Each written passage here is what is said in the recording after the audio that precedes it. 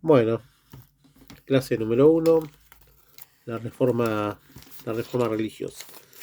Eh, la reforma cristiana fue un movimiento religioso surgido en el siglo XVI en el ámbito de la Iglesia cristiana, que supuso el fin de la hegemonía de la Iglesia católica y la instauración de distintas iglesias ligadas al protestantismo, ¿no?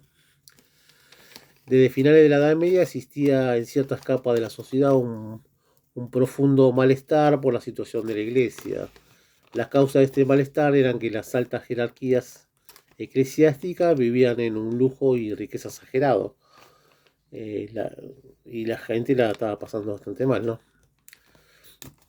La escasa formación del clero, los cargos eclesiásticos se compraban y muchos de los compradores carecían de vocación religiosa y solo buscaban beneficio económico, ¿no? Algo como la política, ahora se meten de senador a diputado para tener algún día llegar a su pensión. Bueno, otro escándalo fueron las indulgencias. Las indulgencias era un documento que emitía el papado, la firma del papa, el sello, por el cual se compraba el perdón de los pecados. O sea, si vos tenías un familiar o vos mismo eras pecador y te morías, podías ingresar al cielo tranquilamente, libre de pecados. Eso son las indulgencias.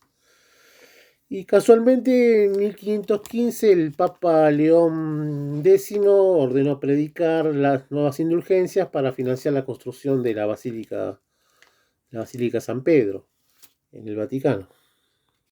Bueno, los precursores de la reforma fueron Martín Lutero, Juan Calvino y Enrique VIII. El área de influencia de Martín Lutero, Martín Lutero fue un monje católico que estaba en contra de las indulgencias, veía que era todo un negocio. Y, y la área de influencia de él fue Alemania, Dinamarca y la península escandinava. La doctrina del luteranismo dice que las personas se salvan por la fe y no por sus obras. Los creyentes deben interpretar por sí mismos los textos sagrados y la única fuente de verdad son los textos sagrados, decía Lutero. Y consideró nulos los sacramentos, excepto el bautismo y la Eucaristía. Rechazó el culto de la Virgen y los santos, rehusó la jerarquía eclesiástica y negó la autoridad del Papa. Por su parte, el calvinismo surgió en Ginebra, en Suiza, y se extendió por los Países Bajos, en algunas regiones de Francia y las Islas Británicas. Su fundador fue Juan Calvino, que defendía la predestinación, según la cual las personas estaban salvadas o condenadas antes de nacer, sin importar sus obras. Ya estaban, esa es la predestinación, ya estaban destinados. Y el anglicanismo surgió en 1534 en Inglaterra, cuando el rey Enrique VII separó a la iglesia de su país de la obediencia del Papa. ¿Por qué?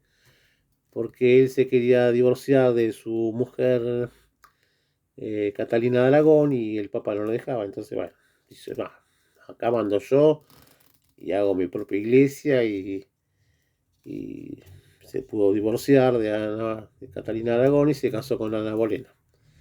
Los pilares de la iglesia anglicana dicen valoración de la Biblia como única fuente de fe, negación del culto a las imágenes, rechazar el latín como lengua litúrgica y la defensa del derecho de los sacerdotes y obispos a casarse, cosa que no pasaba en la Iglesia Católica.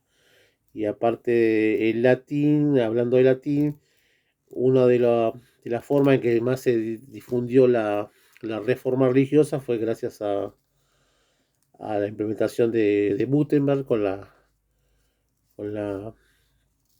reforma de la imprenta. Claro, como decía, Gutenberg perfeccionó la imprenta al adaptar los tipos móviles, o sea, las letritas, hacerla en metal y poder unir las letritas y hacer palabras. Y así se extendió la imprenta y, según dice la leyenda, el primer libro que imprimió Gutenberg fue la Biblia y lo tradujo en idioma vernáculo, o sea, en idioma vulgar y no en latín.